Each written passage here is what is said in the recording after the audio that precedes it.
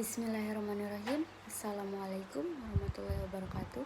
Perkenalkan, nama saya Dinda Haurani Rahman dengan nomor NIM 3523 10480 ingin mereview jurnal dengan tema keselamatan dan kesehatan kerja K3 menggunakan metode Hazard dan Operability Study (HAZOP) di CP Bina Karya Utama. Penulis Eva Ditya Yulia Safitri, Siti Lestari Ningsih, dan Iva Minyandi dengan volume 3 nomor 1 tahun 2021. Latar belakang yang saya ambil dari CV Bina Karya Utama bergerak dalam industri furnitur dan kayu olahan. Meskipun telah menetapkan K3, terdapat masalah rendahnya kesadaran pekerja dalam menggunakan alat pelindung diri yaitu APD yang memotivasi saya untuk mengidentifikasi sumber bahaya dan risiko kecelakaan kerja. Permasalahan tersebut menjadi dasar untuk menetapkan metode HAZOP guna mencegah kecelakaan kerja dalam meningkatkan keamanan dan keamanan kerja. Tujuan penelitian ini bertujuan untuk mengidentifikasi sumber bahaya, mengevaluasi tingkat risiko, dan memberikan rekomendasi untuk mengurangi potensi kecelakaan di area produksi, khususnya saat memproduksi firearm di CV Bina Karya Utama. Tinjauan pustaka. Bagian ini menjelaskan definisi K3, pentingnya APD, dan metode HAZOP. Metode ini dijelaskan sebagai pendekatan sistematis dalam menganalisis potensi bahaya dan risiko dalam proses produksi atau penggunaan peralatan yang kompleks. Literatur yang dikutip juga mencakup cara HAZOP digunakan untuk mengurangi risiko di berbagai sektor industri K3. Metode penelitian menggunakan HAZOP mulai dengan identifikasi kecelakaan kerja berdasarkan pengamatan langsung dan wawancara. Risiko ini di setiap stasiun produksi dinilai dengan kriteria likelihood (kemungkinan) dan consequences (keparahan).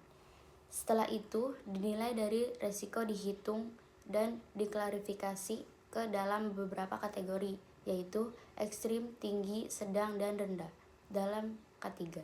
Pembahasan yang didapat dalam hasil penelitian menunjukkan bahwa di CP Bina Karya Utama, 35% dari risiko yang teridentifikasi termasuk kategori ekstrim, dengan bahaya utama berasal dari debu halus, tumpukan serbuk kayu, kabel yang tidak rapi, dan perilaku pekerja yang tidak mengenakan APD.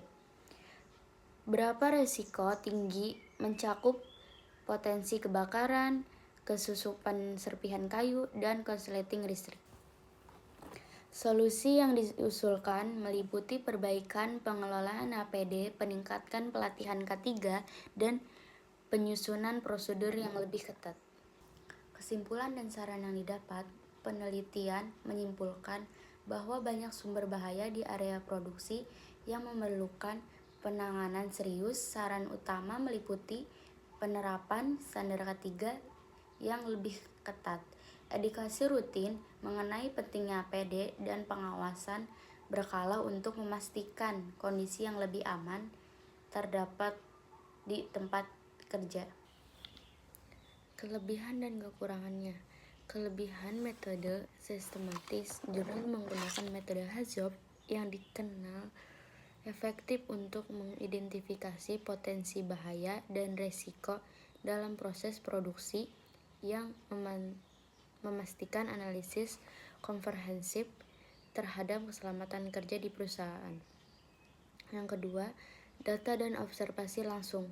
Pengumpulan data dilakukan melalui observasi langsung, wawancara, yang meningkatkan validitas temuan terkait sumber bahaya dan risiko di lingkungan kerja.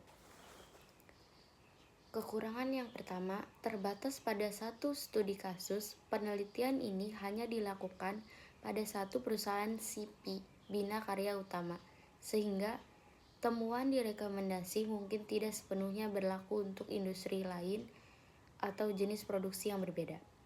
Yang kedua, tidak mencakup analisis biaya.